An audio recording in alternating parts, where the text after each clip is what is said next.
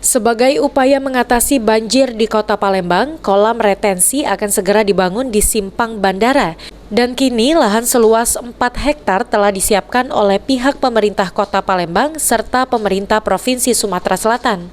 Menurut Kepala Dinas PUPR Kota Palembang, Ahmad Bastari, pihaknya menunggu pemerintah pusat untuk proses pembangunan kolam retensi di simpang bandara. Pemerintah kota provinsi sudah membebaskan 4 hektar, kita usulkan ke pusat untuk kementerian melalui balai untuk konstruksinya. Lahan sudah siap, Pak. Sementara itu, menurut Kepala BBWS Sumatera 8 Palembang, pihaknya telah memberikan usulan untuk pembangunan kolam retensi di simpang bandara. Usulan sudah kita sampaikan ke pemerintah pusat. Itu kapan, Pak? Katanya 2022 ini, Pak, ya, akan dilakukan? Belum. Oh, belum. Jadi batal. Dan kita berdoa aja. Kolam retensi simpang bandara sendiri akan cukup bermanfaat untuk dapat mengatasi permasalahan banjir di kawasan Sukarami dan sekitarnya. Firman Hidayat, PAL TV.